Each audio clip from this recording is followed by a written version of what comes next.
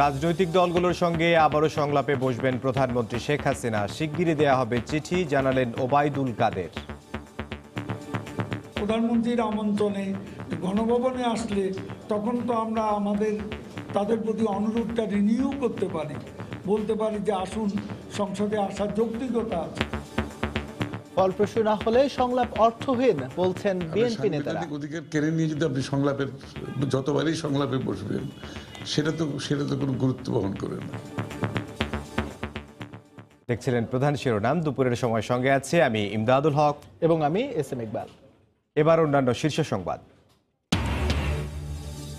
আসন্ন উপজেলা পরিষদ নির্বাচনে অংশ নিতে বিএনপির তৃণমূলে ব্যাপক উৎসাহ উদ্দীপনা, তবে সংসদ নির্বাচনের অভিজ্ঞতায় আগ্রহ নেই কেন্দ্রীয় নেতাদের। আন্দোলন ত্যাগ করে কাজে যোগ না দিলে কারখানা বন্ধের হুঁশিয়ারি বিজিএমইএ এর সভাপতি জানালেন, মজুরি কাঠামোর সমস্যা সমাধানে কাজ চলছে। পানি নিয়ে অনিশ্চয়তা কাটছে না তিস্তা ব্যারেজে। 450 কোটি টাকার সেচ সম্প্রসারণ প্রকল্প পরিত্যক্ত, নেওয়া হয়েছে নতুন প্রকল্প। রাজধানীর ধানমন্ডিতে ভেজাল বিরোধী অভিযান, অস্বাস্থ্যকর পরিবেশে খাবার তৈরির দায়ে স্টার কাবাবকে জরিমানা, কারাদণ্ডের নির্দেশ দক্ষিণের মেয়রের। এবং তীব্র শৈত্যপ্রবাহ ও তুষার ঝড়ে বিপর্যস্ত যুক্তরাষ্ট্রের মধ্য পশ্চিমাঞ্চলের জনজীবন, অন্তত 7 জনের মৃত্যু, ওয়াশিংটনের সতর্কতা জারি।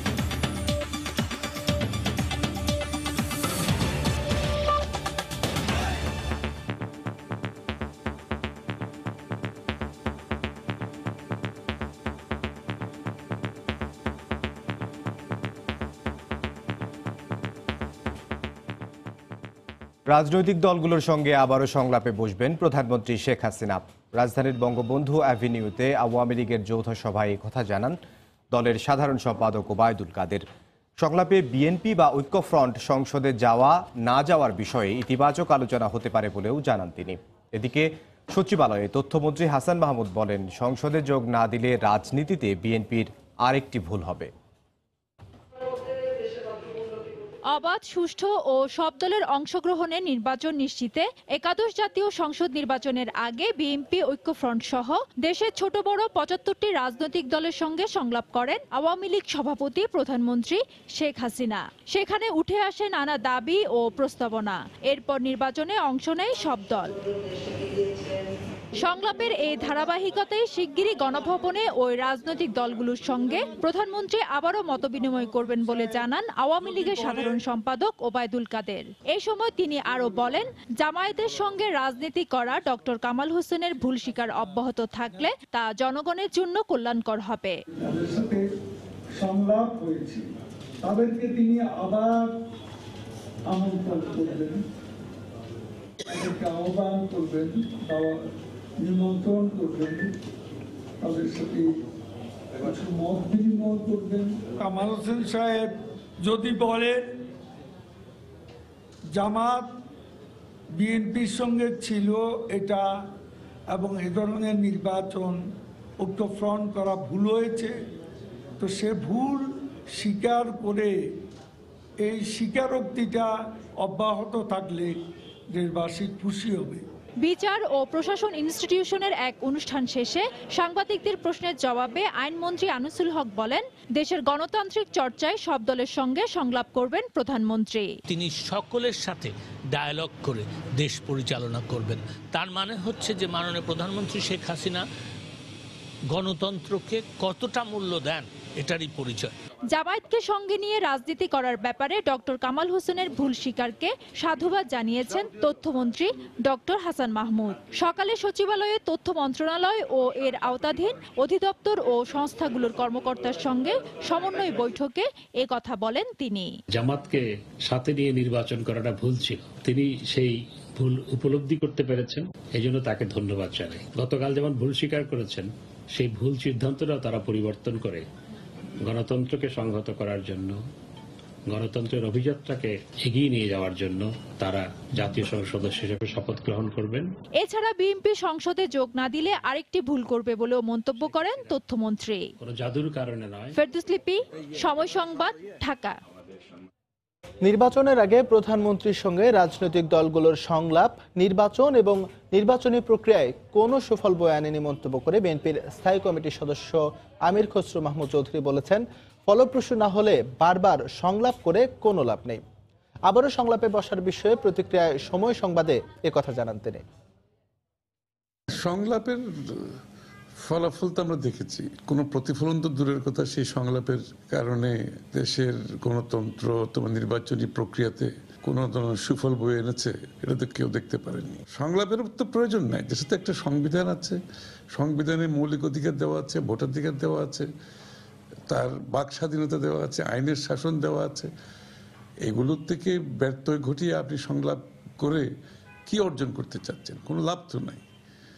দেশ তো কিছু পায়নি সংলাপ থেকে। যেটা পেয়েছে যে নির্বাচন, এটা লজ্জাকর একটা অবস্থার সৃষ্টি হয়েছে। আগামী মার্চের উপজেলা পরিষদ নির্বাচনে অংশ নিতে বিএনপির তৃণমূল পর্যায়ে ব্যাপক উৎসাহ দেখা গেলেও বিপরীত অবস্থানে দলটির কেন্দ্রীয় নেতৃত্ব। সম্প্রতি অনুষ্ঠিত সংসদ নির্বাচনের তিক্ত অভিজ্ঞতার প্রেক্ষাপটেই দলটির শীর্ষ নেতারা আর উপজেলা নির্বাচনে যেতে আগ্রহী নন। কিন্তু তৃণমূলের নেতারা বলছেন, স্থানীয় নির্বাচনে জয় ঘরে তোলার জন্য পূর্ণ প্রস্তুতি তাদের রয়েছে। জাতীয় নির্বাচন শেষে গত সপ্তাহে নির্বাচন কমিশন উপজেলা নির্বাচন নিয়ে তাদের প্রস্তুতির কথা জানান দেওয়ার পর থেকেই তৃণমূলের বিএনপিতে শুরু হয়েছে উৎসাহের জোয়ার।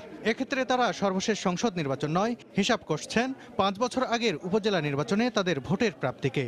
আমি গত নির্বাচনে আমার প্রতিদ্বন্দ্বী প্রার্থী আওয়ামী লীগ প্রার্থী থেকে প্রায় 50,000 ভোট ব্যবধানে নির্বাচিত হয়েছি এবং একই সাথে গত 5 বছর দৃঢ়তার সাথে, স্বচ্ছতার সাথে উন্নয়ন কর্মকাণ্ড পরিচালনা করেছি। দল যদি নির্বাচনে যাওয়ার সিদ্ধান্ত নেয় এবং মনোনয়ন দেয়, আমি অবশ্যই নির্বাচন করব। তৃণমূল পর্যায়ে কোনো নির্দেশনা এখনও আসেনি। বিএনপি কেন্দ্রীয় কমিটি যখন নির্বাচনের সিদ্ধান্ত নেবে, যদি তারা নির্বাচন করে আমরা করব, আর যদি কেন্দ্র নির্বাচন না করে আমরা করার কোনো কারণ নেই। আমরা মানসিকভাবে প্রস্তুত আছি প্রার্থী হিসেবে। আমার জানা মতে আমি বাগমারাতে যেমন মানসিকভাবে প্রস্তুত আছি, এইভাবে রাজশাহী জেলার অন্যান্য উপজেলায় সকল প্রস্তুত আছে। কিন্তু তৃণমূলের এই হিসাব নিকাশ মানতে পারছেন না কেন্দ্রীয় নেতৃত্ব। তাদের ভাষায় সম্প্রতি অনুষ্ঠিত সংসদ নির্বাচনে যা হয়েছে, আসন্ন উপজেলা নির্বাচনে তা থেকে ভিন্ন কিছু হবে না। বাংলাদেশ তো নির্বাচন বলে কিছু নাই এই মুহূর্তে। যেখানে নির্বাচন বলে কিছু নাই, সেখানে নির্বাচনে অংশগ্রহণের বিষয়টা আলোচনার থেকে শোনা। গ্রহণযোগ্য নির্বাচন ব্যবস্থা প্রতিষ্ঠার বিষয়টিকেই জরুরি হিসেবে দেখছেন কেন্দ্রের নেতারা। কঠিন সময়ে বাংলাদেশ পতিত হয়েছে, সুতরাং জনগণ নির্বাচনের মাধ্যমে তাদের প্রতিনিধি নির্বাচন করে তার মালিকানা ফিরে পেতে চায়। এটাই হচ্ছে আজকের অবস্থা। 30শে ডিসেম্বরের জাতীয় সংসদ নির্বাচনে শোচনীয় পরাজয়ের পর অনিয়মের অভিযোগ তুলে ফল প্রত্যাখ্যান করে বিএনপি সহ জাতীয় ঐক্যফ্রন্ট। জোটের নির্বাচিত 8 এমপিও শপথ নেবেন না বলে ঘোষণা দেওয়া হয়েছে। সালাউদ্দিন সুমন, সময় সংবাদ, ঢাকা। নাইকো দুর্নীতি মামলার অভিযোগ গঠনের পরবর্তী শুনানির দিন 21শে জানুয়ারি ধার্য করেছেন আদালত। সকালে আসামি পক্ষের শুনানি শেষে এই দিন ধার্য করেন বিশেষ জজ আদালত 5-এর বিচারক শেখ হাফিজুর রহমান। এদিন 3 আসামির পক্ষে অভিযোগ গঠনের শুনানি শেষ হয়। এর আগে বেলা 12:30টার দিকে কারাগার থেকে বেগম জিয়াকে আদালতে হাজির করা হয়। কানাডিয়া কোম্পানি নাইকোর সঙ্গে ফেনী, কামতা ও ছাতক গ্যাস ফিল্ড নিয়ে অস্বচ্ছ চুক্তির ফলে রাষ্ট্রের প্রায় 13,077 কোটি টাকা ক্ষতির অভিযোগে 2007 সালে বেগম জিয়া সহ 11 জনের বিরুদ্ধে মামলাটি করে দুদক। আন্দোলন ত্যাগ করে কাজে যোগ না দিলে কারখানা বন্ধ করে দেয়া হবে বলে হুঁশিয়ারি দিয়েছে বিজিএমইএ। দুপুরে সংগঠনটির কার্যালয়ে সংবাদ সম্মেলনে একথা জানান বিজিএমইএ সভাপতি সিদ্দিকুর রহমান। তিনি জানান, সরকার, মালিক পক্ষ ও শ্রমিক পক্ষ মিলে মজুরি কাঠামোর সমস্যা সমাধানে কাজ করছে। মজুরি কাঠামো নিয়ে আন্দোলন করার যৌক্তিকতা নেই। এ বিষয়ে সরকার গঠিত ত্রিপক্ষীয় কমিটি কাজ করছে। আপনারা কর্মস্থলে ফিরে যান, উৎপাদন কাজে অংশগ্রহণ করুন। আর যদি আগামীকাল থেকে আপনারা কারখানায় কাজ না করে, তাহলে আপনাদেরকে কোনো মজুরি প্রদান করা হবে না। তারপরেও যদি কাজ না করে, তাহলে আমরা বিজিএমই থেকে এই প্রথম নির্দেশনা দিচ্ছি যে দ্বারা অনির্দিষ্টকালের জন্য আমরা বন্ধ করে দিতে বাধ্য হব। টাকার লসটা আমরা কোনোভাবে না কোনোভাবে ম্যানেজ করে নিই, কিন্তু ইন্টারন্যাশনালি যে আমাদের বায়ারদের কাছে যে একটা খারাপ মেসেজ যায়, যে আমাদের ইমেজের যে ক্ষতি হয়, আমাদের যে ভাবমূর্তির ক্ষতি হয়, সেই ভাবমূর্তিটা ফিরিয়ে আনতে গিয়ে আবার দেখা যায় যে আমাদের 2-3 বছর পার হয়ে যায়। দুপুরের সময় আরও থাকছে। ঝিনাইদহে ট্রাক চাপায় স্কুল ছাত্র নিহত, বিক্ষুব্ধ শিক্ষার্থীদের সড়ক অবরোধ। সারা দেশে আলাদা দুর্ঘটনায় আরও 4 জনের মৃত্যু।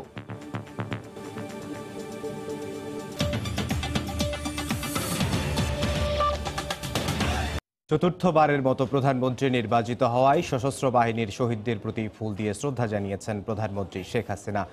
ঢাকা সেনানিবাসের সকালে শিখা অনির্বাণে পুষ্পস্তবক অর্পণ করেন প্রধানমন্ত্রী। সেনা, নৌ ও বিমান বাহিনীর প্রধানদের উপস্থিতিতে সশস্ত্র বাহিনীর পক্ষ থেকে প্রধানমন্ত্রীকে গার্ড অব অনার দেওয়া হয়। এরপর ঢাকা সেনানিবাসের সশস্ত্র বাহিনী বিভাগে তার নিজ কার্যালয়ে টানা 3য় মেয়াদে সরকার গঠনের পর প্রথম অফিস করেন সেখানে। প্রধানমন্ত্রীর সঙ্গে তার কার্যালয়ে সৌজন্য সাক্ষাৎ করেন 3 বাহিনীর প্রধানরা। পরে প্রধানমন্ত্রী সশস্ত্র বাহিনী বিভাগ মাল্টিপারপাস হলে সশস্ত্র বাহিনীর কর্মকর্তাদের সঙ্গে মতবিনিময় সভায় অংশ নেন।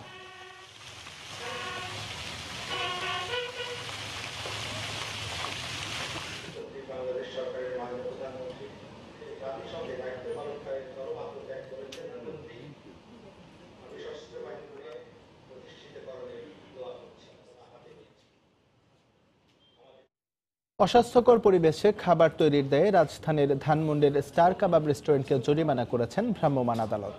দুপুরে ঢাকা দক্ষিণ সিটি কর্পোরেশনের সপ্তাহব্যাপী ভেজাল বিরোধী স্পেশাল ক্রাশ প্রোগ্রামের অংশ হিসেবে অভিযানে নামেন ভ্রাম্যমাণ আদালত।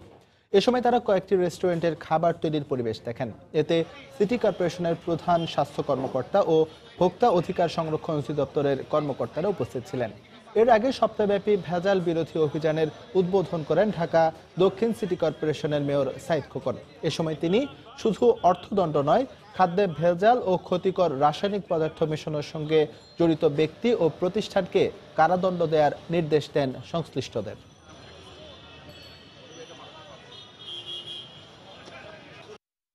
স্বাস্থ্যের জন্য ক্ষতিকর, স্বাস্থ্যের জন্য হুমকি, জীবনের জন্য হুমকি, এমন কত কিছু প্রতীয়মান হলে কারাদণ্ডে দণ্ডিত করবার জন্য নির্দেশ প্রদান করা হলো।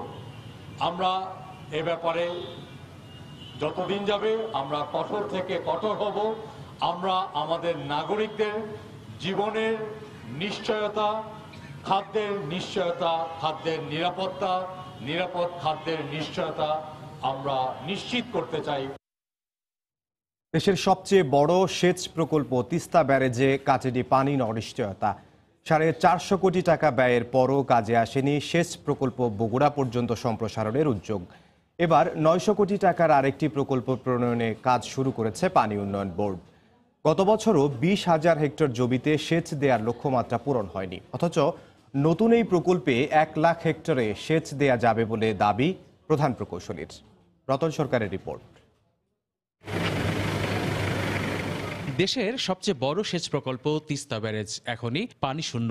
উজানে ভারতের গজলডোবা ব্যারেজের সমস্ত জলকপাট বন্ধ থাকায় চোয়ানো কিছু পানি আসছে এপারে। ফেব্রুয়ারিতে প্রবাহ 1.5-2 কিউসেকে নেমে যায়। এই বাস্তবতায় প্রকল্পের দ্বিতীয় পর্যায়ে বগুড়া ক্যানেল সম্প্রসারণে 600 কোটি টাকার যে কাজ শুরু হয়েছিল সেটি শেষ না করে পরিত্যক্ত হয়েছে গত জুন মাসে। পানির অনিশ্চয়তা সত্ত্বেও এই প্রকল্পের দ্বিতীয় পর্যায়ে সম্প্রসারণের কাজ শুরু করে পানি উন্নয়ন বোর্ড, কিন্তু 450 কোটি টাকা অপচয়ের পর সেই প্রকল্প এখন পরিত্যক্ত। পানি বেশি দিলে তো আমরা বগুড়া ক্যানেলটা করে ফেলতে পারতাম, বগুড়া পর্যন্ত পানি দিতে পারতাম। সেকেন্ডারি ক্যানেল গেছে, হ্যাঁ, কিন্তু আমরা আর ফিল্ড ক্যানেলগুলো, টার্সিয়ারি ক্যানেল করতে পারিনি। টার্সিয়ারি ক্যানেলগুলো করতে পারিনি কারণ ল্যান্ড অ্যাকুইজিশন তো এখন বিশাল টাকা। এবার 900 কোটি টাকার আরেকটি প্রকল্প প্রণয়নের কাজ শুরু হয়েছে।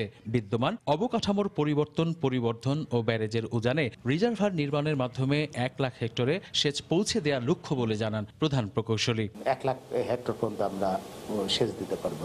সেই লক্ষ্যে আমাদের একটা কারিগরি কমিটি হয়েছে, একটা উচ্চ পর্যায়ের কারিগরি কমিটি, যে কারিগরি কমিটির হেড হচ্ছে চিফ প্ল্যানিং। সে কারিগরি কমিটি কাজ করছে। আর বিষয়টিকে ভালোভাবে নিচ্ছে না তিস্তা বাঁচাও আন্দোলনের সংগঠকেরা। এরকম করে গণমানুষের অর্থের অপচয়ের মধ্য দিয়ে যদি সত্যিকার অর্থে সেটি রাষ্ট্রের কোনো কাজে না আসে, সেটা আমাদের জন্য অত্যন্ত দুঃখজনক। আশঙ্কা আছে যে একইভাবে আবার এখানে অর্থের অপচয় হয় কিনা। সেজন্য আমরা মনে করি এই সমস্ত প্রকল্পের বাস্তবতা আরো ভালোভাবে মূল্যায়ন করে গ্রহণ করা উচিত, যাতে করে রাষ্ট্রের একটি টাকাও নষ্ট না হয়, নদীর 1 বিন্দু পানিরও কোনো ক্ষতি না হয়। পানির অভাবে গত শুষ্ক মৌসুমে 20,000 হেক্টর জমিতে সেচ দেওয়ার টার্গেট টার্গেট নামিয়ে আনা হয়, কিন্তু শেষ পর্যন্ত দেয়া গেছে মাত্র ৮,০০০ হেক্টরে। রতন সরকার, সময় সংবাদ, রংপুর। এদিকে তিস্তা ব্যারেজ সেচ প্রকল্পের পানি নিচু এলাকার কৃষকরা পেলেও উঁচু এলাকায় পৌঁছানো সম্ভব হচ্ছে না। এ অবস্থায় শ্যালো মেশিনের মাধ্যমে সেচ ব্যবস্থা করতে গিয়ে অতিরিক্ত খরচ গুনতে হচ্ছে বলে জানান কৃষকরা। ক্যানেলের পানি হলে একটু হালকা রেটে যারা ইয়েও দেয়, একটু হালকা রেটে পয়সা টেসে নিয়ে এদিকে আবাদ করি, সেটা ওই নামা দিকে দোলা দিকে। ক্যানেলের পানি এইদিকে আসে না, কোনোদিনই পান নাই না। এটা তো আমাদের এখানে কাজে লাগে না, এখন মনে করো যে যারা কাছাকাছি তারাই সুবিধা পায়। এলাকাটা তো অনেক দূর, আমাদের 3.5 কিলো 4 কিলো এরকম হবে। এই এলাকার মধ্যে কেউ পায় না? না, এই আমার যে ডাঙ্গা সেটটি আছে না, কেউ ইয়ের পানি পায় না। এ বিষয়ে বিস্তারিত জানাতে তিস্তা ব্যারেজ সেচ প্রকল্প এলাকার গঙ্গাচড়ায় আছে রিপোর্টার রতন সরকার। সরাসরি চলে যাচ্ছি তার কাছে। রতন, ইমদাদ, আমরা এই মুহূর্তে আছি আলোদাতপুর নামে একটি এলাকা, রংপুরের যেটি গঙ্গাচড়া উপজেলার একেবারেই সীমান্ত এলাকায়। এরপরই হচ্ছে নীলফামারী জেলা। তো এই গ্রামটি হচ্ছে প্রকল্প এলাকার ভেতরেই। এখান থেকে মাত্র আধা কিলোমিটার দূরে তিস্তা সেচ প্রকল্পের যে রংপুর প্রধান খাল যেটি, সেটির কিন্তু অবস্থান। এখানকার কৃষকদের সঙ্গে কিছুক্ষণ আগে আমরা কথা বলেছি। আমরা নিশ্চয়ই এতক্ষণে দেখতে পাচ্ছি যে এই এলাকায় রবি শস্যের আবাদ যে কৃষকরা করছেন, আলুর আবাদ করছেন, সরিষা সহ রবি শস্যের যেসব আবাদ এখন চলছে, সেখানে যে সেচের দরকারটি পড়েছে, সেই প্রয়োজনটি মেটানোর জন্য কিন্তু আমরা দেখছি যে একটি শ্যালো মেশিন এখানে চলছে। অর্থাৎ প্রকল্প এলাকার মাত্র আধা কিলোমিটারের দূরত্বের কৃষকও কিন্তু এই সেচ প্রকল্প থেকে পানি পাচ্ছে না। এই ব্যাপারে আমরা প্রকৌশলীদের সঙ্গে কথা বলেছিলাম পানি উন্নয়ন বোর্ডের। তারা বলেছেন যে আসলে কিছু টেকনিক্যাল প্রবলেমের কারণে, টেকনিক্যাল প্রকৌশলগত ত্রুটির কারণে আসলে সব জায়গায় এভাবে পানি দেয়া হচ্ছে না। আমরা জানি এমনিতে আসলে তিস্তা নদীর যে অমীমাংসিত পানি চুক্তির যে বিষয়টি, এটি চুক্তি সম্পাদন না হবার কারণে কিন্তু এক ফোঁটা পানির কোনো নিশ্চয়তা আসলে পাওয়া যায় না। একেবারেই আমাদের উজানের প্রতিবেশী দেশের উপর তাদের দিকে চেয়ে থাকতে হয় আর কি, এখানে যে পানিটুকু আমাদের এই এলাকার কৃষকরা পায় বা এই সেচ প্রকল্পে যে পানিটুকু আসলে ব্যবহার করা হয়। তো এই বাস্তবতায় আমরা জানি যে এই প্রকল্পটি আসলে এই অঞ্চলের মানুষকে শুরুর দিকে আসলে অনেক বেশি স্বপ্ন দেখিয়েছিল। এখানকার আসলে একটি চরাঞ্চলের মতো একটি মরুভূমির এলাকা ছিল। এখানে কিন্তু এই সেচ প্রকল্পে প্রাথমিকভাবে এখানকার কৃষকরা পানি পেয়ে এখানকার আবাদ বেড়েছে, ফসলের নিবিড়তা বেড়েছিল। সেই দেখা স্বপ্ন আসলে ক্রমেই বিস্তৃত হলেও সেচ প্রকল্পের কার্যক্রম আসলে বিস্তৃত করা যায়নি।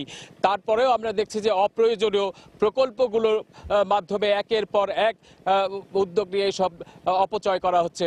তো এই ছিল প্রকল্প এলাকা থেকে এ পর্যন্ত সর্বশেষ। ফিরছি ইমদাদ আপনার কাছে। তিস্তা ব্যারেজ সেচ প্রকল্প এলাকার গঙ্গাচড়া থেকে আমাদের সাথে যোগ দিয়েছিলেন রিপোর্টার রতন সরকার। সুনামগঞ্জের হাওর এলাকায় বুড়ো মৌসুমে ধানের আবাদ শুরু হয়েছে, তবে শ্রমিক সংকটের কারণে বেকায়দায় পড়েছেন কৃষকেরা। বেশি টাকা দিতে হচ্ছে তাদের, অন্যান্য খরচও বাড়ায় চাষাবাদের খরচ বেড়ে গেছে। জেলার শীর্ষ কৃষি কর্মকর্তা বলছেন, মজুরি কম হওয়ার পাশাপাশি এবার হাওরে ব্যাপকভাবে আবাদ হওয়ায় শ্রমিক সংকট দেখা দিয়েছে।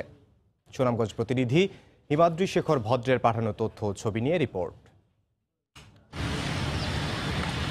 হাওর বেষ্টিত সুনামগঞ্জের একমাত্র অর্থকারী ফসল বোরো মৌসুমের ধান। জেলার ছোট বড় 2 শতাধিক হাওরে ধান চাষে ব্যস্ত কৃষকেরা। জেলা কৃষি বিভাগ জানায়, চলতি মৌসুমে সদরসহ 11টি উপজেলায় 2,17,535 হেক্টর জমিতে আবাদের লক্ষ্যমাত্রা ধরা হয়েছে। এ পর্যন্ত আবাদ হয়েছে 1,63,000 হেক্টরে। প্রতি হেক্টরে জমিতে ধানের চারা রোপণে একদিনে 28 জন কৃষি শ্রমিকের দরকার হয়। গেলবার সরকারের সহযোগিতায় কৃষিতে ভর্তুকি পেয়ে ধান কেটে ঘরে তুলতে পারলেও এবছর তারা পুঁজি সংকটে ভুগছেন। উচ্চ মূল্যে কৃষি উপকরণ ও শ্রমিকের যোগান দিতে কৃষকেরা হিমশিম খাচ্ছেন। এ অবস্থায় স্কুলের শিক্ষার্থীরা ধানের চারা রোপণে মাঠে নেমেছে। নবীন প্রবীণ সবাই এখন চাষাবাদে ব্যস্ত। ধান এক মন বেচলো, সার কিনা যায় না এক বস্তা। যেখানে 10 জন শ্রমিকের দরকার, ওইখানে 4-5 জন পাওয়া যাইতেছে না। আগে 250 রোজ কামলা, 300 রোজ কামলা লাগে। আমি স্কুলে পড়ি, স্কুলের ফাঁকে ফাঁকে কাজ করি। জেলার শীর্ষ কৃষি কর্মকর্তা বলছেন, চলতি বোরো মৌসুমে হাওরে ব্যাপকভাবে আবাদ হচ্ছে, আর মজুরি কম হওয়ায় শ্রমিক সংকট দেখা দিয়েছে। বোরো মৌসুমে আমাদের বীজের কোনো সমস্যা হয় না, এই সংকট হয় নাই, এবং আমরা আজ পর্যন্ত আমার কাছে যে রিপোর্ট আছে আমাদের সারেরও পর্যাপ্ত সরবরাহ আছে। জেলায় মোট 2,82,145 হেক্টর আবাদযোগ্য কৃষি জমি রয়েছে। তার মধ্যে এক ফসলি জমির পরিমাণ 1,62,459 হেক্টর। সময় সংবাদ, সুনামগঞ্জ। ঠান্ডা বাতাস ও কনকনে শীতে বিপর্যস্ত উত্তরাঞ্চল সহ দেশের বিভিন্ন এলাকার স্বাভাবিক জনজীবন। অনেক বেলা পর্যন্ত ঘন কুয়াশায় ঢাকা থাকছে চারপাশ। হাসপাতালে বাড়ছে ঠান্ডাজনিত রোগের আক্রান্ত রোগীর সংখ্যা। আগামী কয়েকদিনের মধ্যে শৈত্যপ্রবাহের সম্ভাবনা রয়েছে বলে জানিয়েছে আবহাওয়া অফিস। ঠাকুরগাঁয়ে গত কয়েকদিন ধরে বেড়েই চলেছে শীতের তীব্রতা। ঘন কুয়াশায় ঢাকা পড়েছে চারদিক। বেলা হবার পরেও দেখা মেলেনি সূর্যের। রাস্তায় হেডলাইট জ্বালিয়ে চলছে যানবাহন। শীতকে উপেক্ষা করেই কাজের সন্ধানে বের হতে হচ্ছে দিনমজুরদের। শীতে আমরা রিক্সা চালাতে পারতেছি না, গাড়ি বাইর করতে পারতেছি না, হাতের মোজা পায়ের মোজা ছাড়া বাইরে হওয়া যায় না। পঞ্চগড়ে কনকনে ঠান্ডায় খুব বেশি প্রয়োজন ছাড়া কেউ ঘর হতে বের হচ্ছেন না। পরিবার পরিজন নিয়ে বিপাকে পড়েছেন ছিন্নমূল মানুষ। রাস্তার পাশে খড়কুটো জ্বালিয়ে শীত নিবারণের চেষ্টা করছেন অনেকেই। এত ঠান্ডা যে আমরা হাঁটতে পারতেছি না, হাত পা জ্বর হয়ে আসে। প্রচুর কুয়াশা এবং ঠান্ডা। এদিকে রংপুরের হাসপাতালগুলোতে বাড়ছে জ্বর, সর্দি, কাশি ও নিউমোনিয়া সহ ঠান্ডাজনিত রোগে আক্রান্ত রোগীর সংখ্যা। এদের মধ্যে শিশু ও বৃদ্ধদের সংখ্যাই বেশি। ঠান্ডার কারণে তো যে হয়েছে পায়খানা, বমি, শ্বাস প্রশ্বাসের সমস্যা আছে, মানে ধারণা করছি নিউমোনিয়া। রাজশাহীতে ভোর 6টায় 11.0 ডিগ্রি সেলসিয়াস তাপমাত্রা রেকর্ড করা হয়েছে। তবে আগামী কয়েকদিনের মধ্যে শৈত্যপ্রবাহের সম্ভাবনার কথা জানিয়েছে আবহাওয়া অফিস। গত কয়েকদিন থেকে তাপমাত্রা 2-1 ডিগ্রি করে আপ ডাউন করতেছে। সামনের সপ্তাহে বা কয়েকদিনের মধ্যে একটা শৈত্যপ্রবাহ হওয়ার সম্ভাবনা আছে। ঠান্ডা বাতাসের কারণে চুয়াডাঙ্গায় শীত অনুভূত হচ্ছে বেশি। কুয়াশায় ঢাকা থাকে রাস্তাঘাট ও মাঠঘাট। দুর্ভোগে পড়েছে শিশু ও বৃদ্ধরা। তৌফিক মাহমুদ, সময় সংবাদ। ঝিনাইদহে ট্রাক চাপায় এক স্কুল ছাত্র নিহত হয়েছে। প্রতিবাদে ঝিনাইদহ যশোর মহাসড়ক অবরোধ করে বিক্ষোভ করেছে শিক্ষার্থীরা। প্রত্যক্ষদর্শীরা জানান, সকালে আল হেরা ইসলামী ইনস্টিটিউট মাধ্যমিক বিদ্যালয়ের 6ষ্ঠ শ্রেণীর ছাত্র ইমরান সাইকেলে করে স্কুলে যাচ্ছিল। পথে বাইপাস মোড় এলাকায় যশোরগামী একটি ট্রাক পেছন থেকে তাকে চাপা দেয়। এতে ঘটনাস্থলেই তার মৃত্যু হয়। খবর পেয়ে বিক্ষুব্ধ স্কুল শিক্ষার্থীরা ঝিনাইদহ যশোর মহাসড়কে অবস্থান নিয়ে রাস্তা অবরোধ করে। পরে পুলিশের আশ্বাসে তারা সরে গেলে 1 ঘন্টা পর মহাসড়কে যান চলাচল স্বাভাবিক হয়।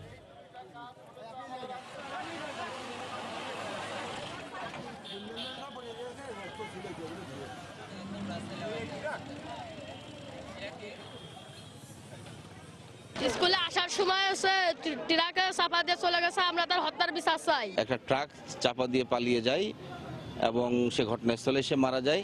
ট্রাকটি ইতিমধ্যে আটক করা হয়েছে। তো এই বিষয়ে মামলা নেওয়া হবে এবং ঘাতককে অচিরে গ্রেপ্তার করা হবে।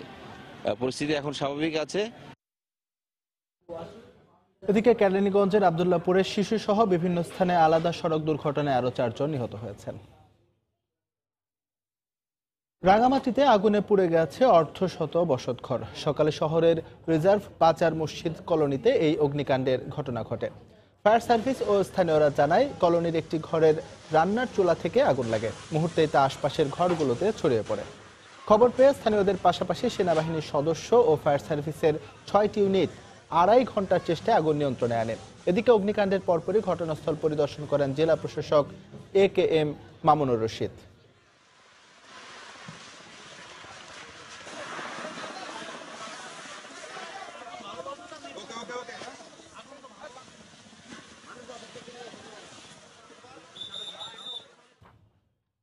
অবৈধ দখল, দূষণ ও নাব্য সংকটে সংকুচিত হয়ে পড়ছে নারায়ণগঞ্জের সবগুলো নদীর গতিপথ। ফলে নৌযান চলাচলে বাধা সৃষ্টি হচ্ছে। সংশ্লিষ্টদের মতে, নদীপথের অনিয়ম রোধে ব্যবস্থা নেওয়া সহ নদীগুলোর ঐতিহ্য ফিরিয়ে আনা দরকার।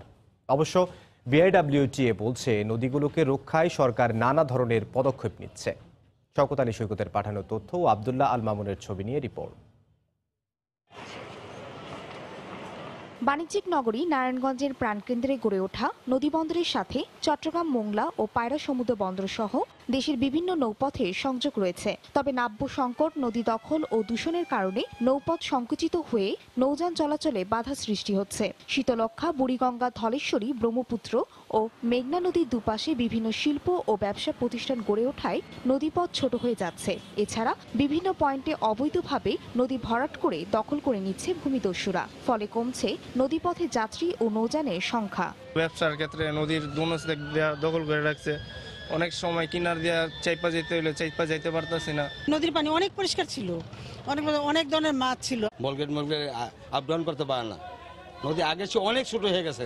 এ অবস্থায় দখল, শিল্প ও কারখানার দূষণ এবং নাব্য সংকট সমাধান সহ নদীপথে স্বাভাবিক অবস্থা ফিরিয়ে আনার দাবি জানিয়েছেন বিভিন্ন সংগঠনের নেতারা।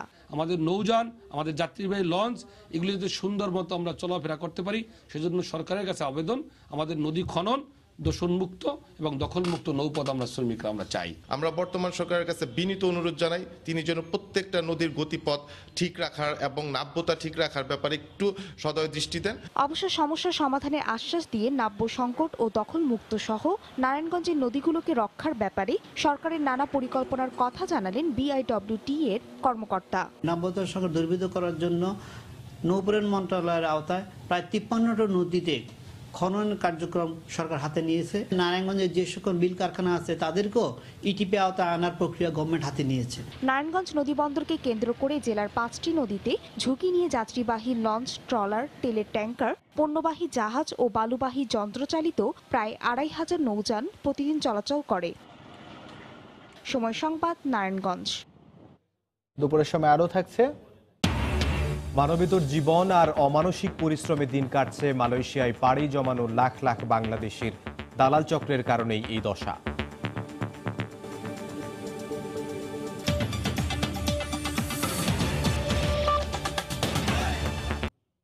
ইতিহাস তুলে ধরার প্রয়াস আর ইতিহাস জানার প্রবল ইচ্ছা, এই দুই মিলিয়ে থাকা আন্তর্জাতিক বাণিজ্য মেলায় আগ্রহের কেন্দ্রবিন্দুতে পরিণত হয়েছে বঙ্গবন্ধু প্যাভিলিয়ন, যেখানে তুলে ধরা হয়েছে বঙ্গবন্ধু ও বাংলাদেশের পথ পরিক্রমা। তবে আন্তর্জাতিক মানের মেলা প্রাঙ্গণে ইতিহাস সমৃদ্ধ এমন আয়োজনের পরিসর আরও বাড়ানোর পরামর্শ দর্শনার্থীদের। রিপোর্ট করেছেন কামরুল হাসান সবুজ। ঢাকা আন্তর্জাতিক বাণিজ্য মেলার মূল প্রবেশপথ পার হয়ে সোজা মাঝামাঝি গেলেই ডান পাশে চোখে পড়বে একটি প্যাভিলিয়ন, যার দেয়াল জুড়ে নানা তথ্য আর ছবিতে ফুটে উঠেছে অদম্য এক দেশের ইতিহাস আর তার স্থপতির কথা।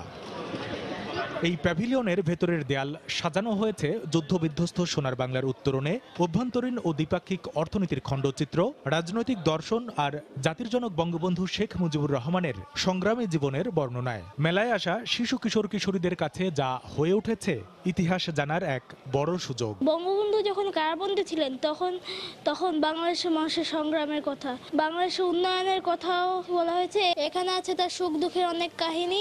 এখানে আসলাম এই মুক্তিযুদ্ধ সম্পর্কে দেখার জন্য। নিজের দেশের ইতিহাস খুব ভালো লাগছে দেখে। আমাদের স্টুডেন্টদের কাছে বেশি শিক্ষণীয় এগুলো। যারা বয়সে বড় তারাও আসছেন বাংলাদেশ ও এর উত্থানের ইতিহাসকে আরেকবার জানতে ও নতুন প্রজন্মকে জানাতে। ভিনদেশীদেরও আগ্রহ রয়েছে এই প্যাভিলিয়ন ঘিরে।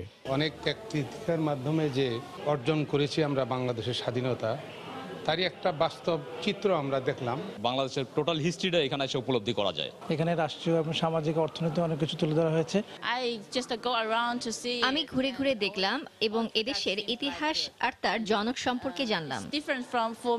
এটাকে আরো বড় আকারে, আরো বড় আঙ্গিকে জাতির সামনে তুলে ধরা উচিত। আমাদের সন্তানরা যেন আমাদের ইতিহাসটাকে জানে, আমাদের অস্তিত্বটাকে জানে। বঙ্গবন্ধুর 3053 দিনের জেল জীবনের বিবরণ, স্বাধীনতার ঘোষণাপত্র, বন্ধুপ্রতিম রাষ্ট্রপ্রধান ও বিশ্ব নেতাদের সঙ্গে বৈঠক আর বাংলাদেশ গঠনে আন্তর্জাতিক অঙ্গনের সহযোগিতার তথ্যপূর্ণ পেপার কাটিংয়ে সাজানো এই আয়োজন বড় করার কথা জানালেন ইপিবির এই প্রতিনিধি। বঙ্গবন্ধুর প্যাভিলিয়নটা হচ্ছে বঙ্গবন্ধু সম্পর্কে জানার জন্য ইয়াং জেনারেশন সবচেয়ে বেশি আসে। ডিসপ্লে সংযোজন করা হবে। দর্শনার্থীদের আগ্রহ আর আয়োজক প্রতিষ্ঠানের উদ্যোগে আরও তথ্য সমৃদ্ধ হয়ে বঙ্গবন্ধু প্যাভিলিয়নটি পরিণত হবে এক খণ্ড বাংলাদেশে, সেই প্রত্যাশা সকলের। কামরুল হাসান সবুজ, সময় সংবাদ, ঢাকা।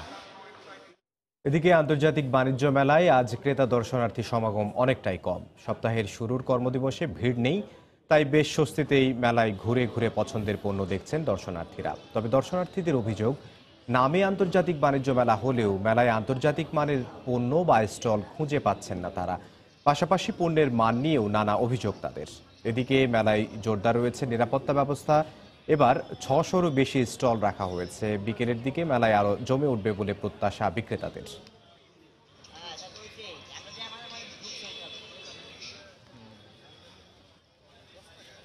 যেহেতু ইন্টারন্যাশনাল বাণিজ্য মেলা, সেক্ষেত্রে এটা আরো একটু ভালো কোয়ালিটিফুল হওয়া উচিত ছিল। বাণিজ্য মেলার খাবারের এগুলো আমার কাছে নিজের কাছে ভালো লাগে না, জাস্ট শুকনা খাবারগুলো ভালো লাগে। আমাদের আনন্দের জন্য না, মূলত বাচ্চাদের আনন্দের জন্য। এই জন্য কিডসের ব্যবস্থা থাকলেই তো বেশি আসলে ভালো হয়।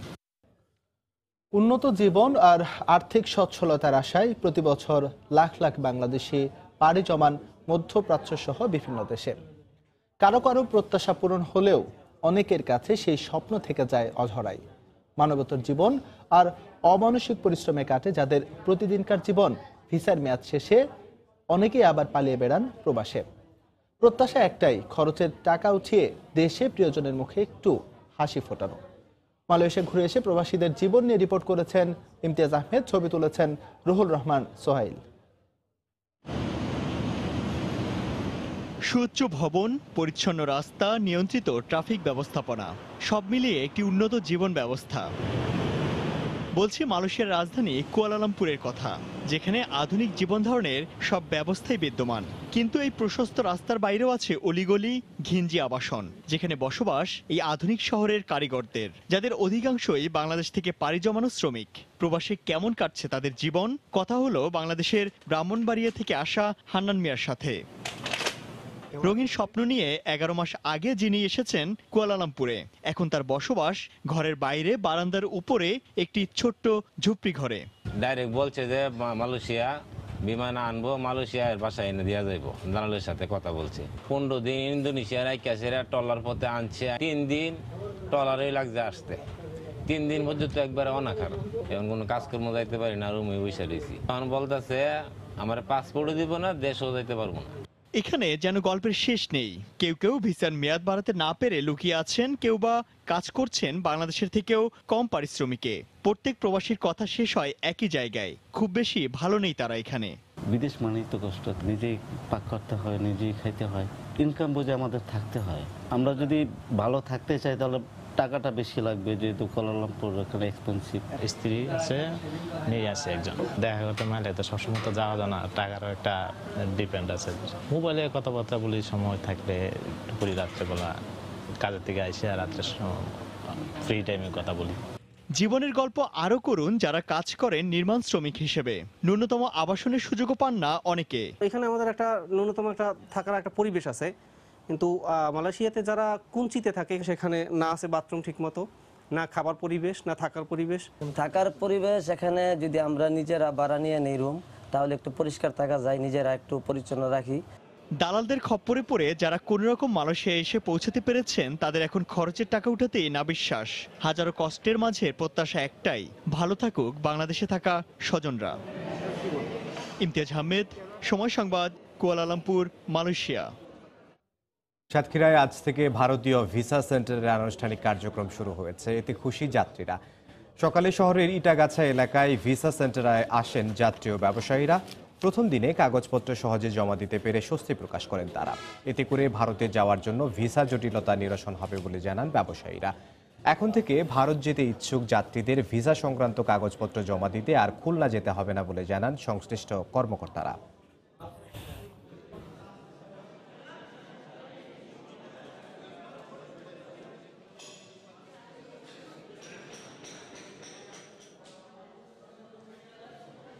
সাতক্ষীরায় ভিসা অফিস হয়েছে, পাসপোর্ট অফিস হয়েছে, আমাদের আর খুলনা কিংবা যশোর যাওয়া লাগতেছে না, আমাদের সময়ও বাঁচতেছে, অর্থও বাঁচতেছে। এই জন্য আমরা সরকারকে ধন্যবাদ জানাই। এখানে পরিবেশটা খুব সুন্দরভাবে আমাদের এখানে প্রসেসিংটা হচ্ছে, কিন্তু একটু লোকজন কম, আস্তে আস্তে হবে। খুবই আনন্দিত যে আমরা একটা ভিসা সেন্টার পেয়েছি এবং এখানে সুশৃঙ্খলভাবে খুব ভালোভাবে জমা নেওয়া হচ্ছে। মহান মুক্তিযুদ্ধের বীরাঙ্গনাদের জীবনভিত্তিক চলচ্চিত্রের মাধ্যমে তাদের আন্তর্জাতিক স্বীকৃতি আদায়ে দলিল হিসেবে কাজ করবে বলে মন্তব্য করেছেন এই চলচ্চিত্রের সঙ্গে সংশ্লিষ্টরা।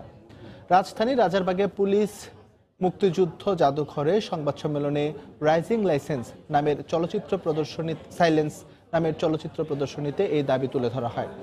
এই ছবির মাধ্যমে দেশের ১৯ জন বীরাঙ্গনার যুদ্ধকালীন অভিজ্ঞতা ও বর্তমান জীবনযাপনের খুঁটিনাটি ফুটে তোলা হয়েছে।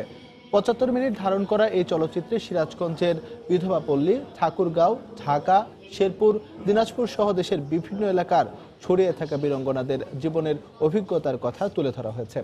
লন্ডন ভিত্তিক আর্টস কোম্পানি কমলা কালেকটিভ এর সহযোগিতায় নির্মাণ করা হয়েছে এই চলচ্চিত্র।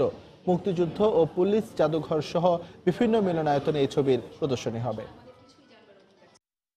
বাংলাদেশ থেকে দুজন বীরাঙ্গনা নিয়ে যাওয়ার সুযোগ হয়েছিল এবং সেখানে ইউএনের সাথে দেখা হয়েছে। ইউএনের প্রমিলা প্যাটার্ন যিনি, তার সাথে দেখা হয়েছে এবং আপনি যদি চিন্তা করেন এখন পর্যন্ত ইউএন বাংলাদেশে যে গণহত্যা হয়েছে, আপনার ক্রাইমস এগেইনস্ট হিউম্যানিটি হয়েছে, এটার কোনো অ্যাকনলেজমেন্ট এখন পর্যন্ত ইউএন দেয়নি।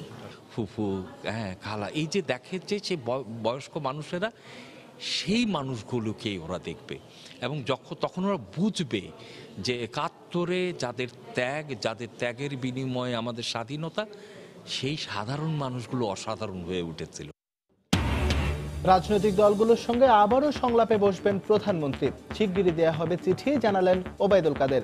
ফলপ্রসূ না হলে সংলাপ অর্থহীন বলছে বিএনপি। আসন্ন উপজেলা পরিষদ নির্বাচনে অংশ নিতে বিএনপির তৃণমূলে ব্যাপক উৎসাহ উদ্দীপনা, তবে সংসদ নির্বাচনের অভিজ্ঞতায় আগ্রহ নেই কেন্দ্রীয় নেতাদের। আন্দোলন ত্যাগ করে